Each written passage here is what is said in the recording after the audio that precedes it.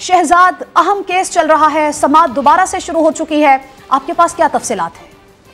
जी बिल्कुल, पंजाब और केपी में पंजाबी इंतखाबात से मुतल्लिक मामला की जस्टिस की सरबराही में 5 रुकनी जो लार्जेस्ट बेंच है वो शाम केस की समाअत कर रहा है। वक्फे के बाद अटॉर्नी जनरल मंसूर अवान ने अपने दलाइल का आगाज किया।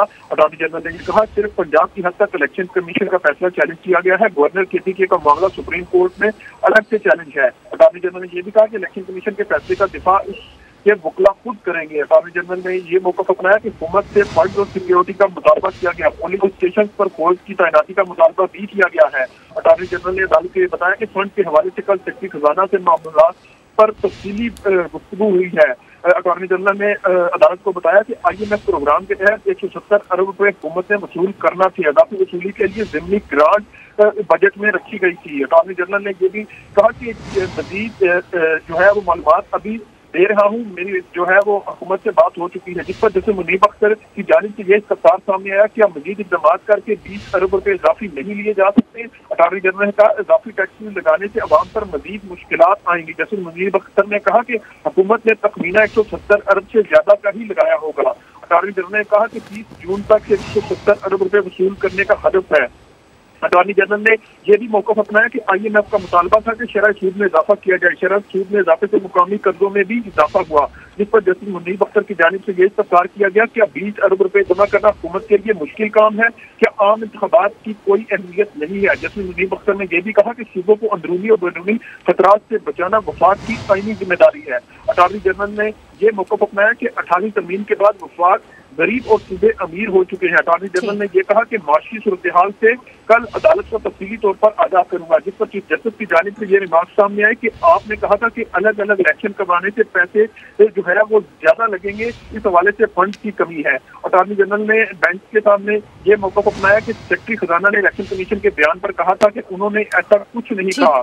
ठीक शहजाद, आपने जिस तरह से तमाम समाअत का अहवाल बताया, किसने वहाँ पर क्या दलाल दिए, क्या रिमार्क सामने आए, आपने हर चीज़ को एलैबोरेट किया। ये बताइए कि समाअत अभी चल रही है या उसको मुलतवी कर दिया गया है? अब जो है वो अटॉर्नी जनरल के दलाइल जारी थे, उसके बाद जो है वो 5 दिन लार्जेस्ट बेंच ने इस केस की मजीद समाअत जो है वो कल दिन 11:30 बजे तक मुलतवी कर दी है।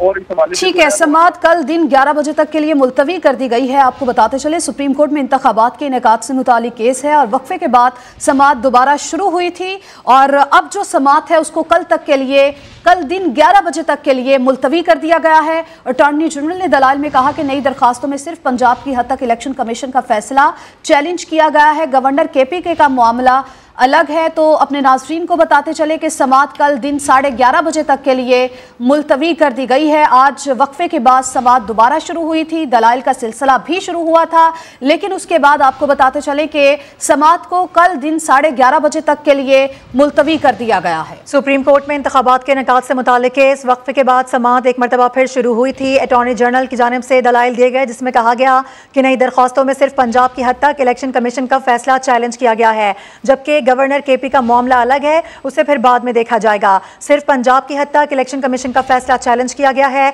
अटॉर्नी जनरल की जानिब से यह कहा गया। साथ ही आपको बताएं कि यह भी कहा गया कि इलेक्शन कमीशन के फैसले का दिफा उसके वकला करेंगे। क्या 20 अरब रुपए जमा करना हुकूमत के लिए मुश्किल काम है, यह इस्तफसार किया गया है जस्टिस मुनीब अख्तर की जानिब से। और साथ ही आपको ये बताएं कि जस्टिस एजाजुल एहसन की जानिब से ये रिमार्क्स दिए गए हैं कि लैपटॉप के लिए 10 अरब निकल सकते हैं तो इलेक्शन के लिए 20 अरब क्यों नहीं निकल सकते, क्या आम इंतखाबात की कोई अहमियत नहीं है, ये इस्तफसार किया गया। साथ ही ये भी कहा गया कि सूबों को अंदरूनी बैरूनी खतरात से बचाना वफाक की आईनी जिम्मेदारी है। 18वीं तरमीम के बाद वफाक गरीब और सूबे अमीर हो गए हैं। इसी हवाले से मजीद बात करेंगे, हमारे साथ मौजूद हैं जुल्करनैन इकबाल भी। जुल्करनैन, आपसे कुछ देर कबल शहजाद अली हमें तफसीलन आगाह कर रहे थे, आप बताइएगा आपके पास मजीद क्या डिटेल्स हैं?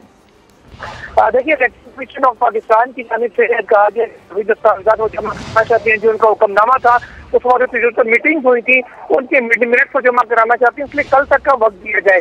चीफ जस्टिस ऑफ पाकिस्तान ने कहा कि कल तक हम आपको वक्त नहीं देंगे, आप इजाफी दस्तावेज़ात बेशक कल ले आइएगा, उस मौके पर आपको दोबारा सुन लेंगे।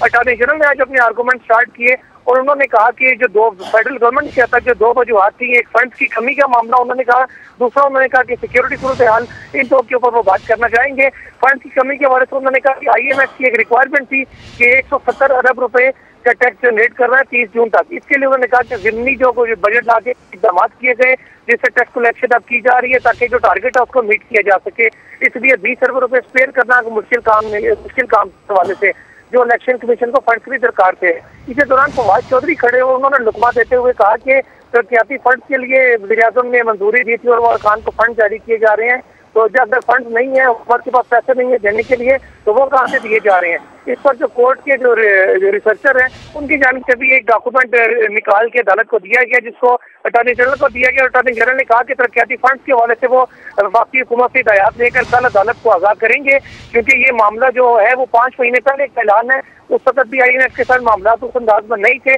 जो बाद में जाके शराइत पूरी की गई हैं।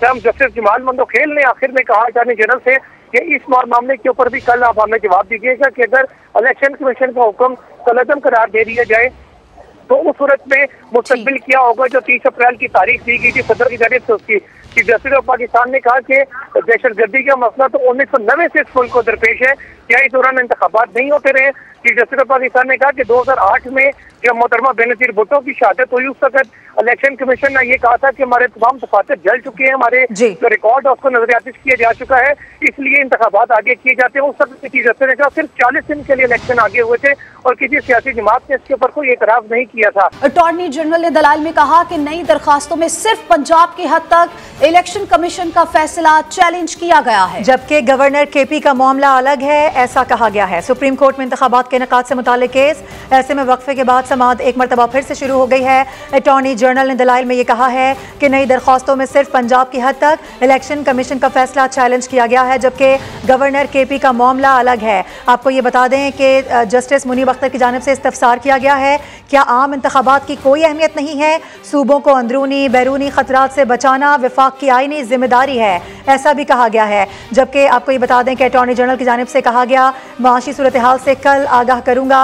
आपने कहा था अलग अलग इलेक्शन करवाने के पैसे नहीं हैं। चीफ जस्टिस की जानिब से ये रिमार्क सामने आ रहे हैं, जबकि फवाद चौधरी की जानिब से बयान दिया गया तरक्याती मंसूबों के लिए भी अरकान को फंड्स दिए गए हैं। आपको ये भी बता दें कि जस्टिस जमाल मंदोखेल की जानिब से ये इस्तफसार किया गया कि इलेक्शन के लिए फंड्स देना सूबे की जिम्मेदारी है या वफाक की, ये सवाल किया गया है। जस्टिस मुनीब अख्तर ने कहा क्या हम समझें कौम दहशतगर्दों के हाथों यरगमाल है। जबकि आपको बताते चले कि जस्टिस मुनीब की जानिब से कहा गया मुसल्लह अफवाज हुकूमत के मातहत हैं, कैसे कह सकते कि हम नहीं करते। उनकी जानिब से यह भी कहा गया कि अब फिर ये मुल्क बनाना रिपब्लिक बन गया है।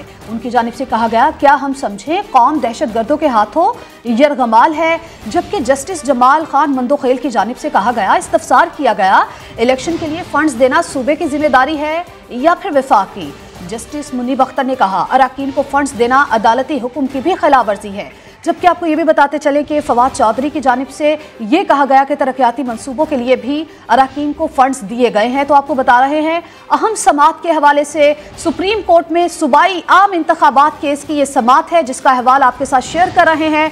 तो आपको बताएं कि समाअत दोबारा से शुरू हो चुकी है और समाअत के दौरान आपको बताते चले कि मुकालमा हुआ है। अटॉर्नी जनरल ने दलाइल दिए हैं, उनकी जानिब से कहा गया सिर्फ पंजाब की हद तक इलेक्शन कमीशन का फैसला चैलेंज किया गया है। गवर्नर KP का मामला सुप्रीम कोर्ट में अलग से चैलेंज है।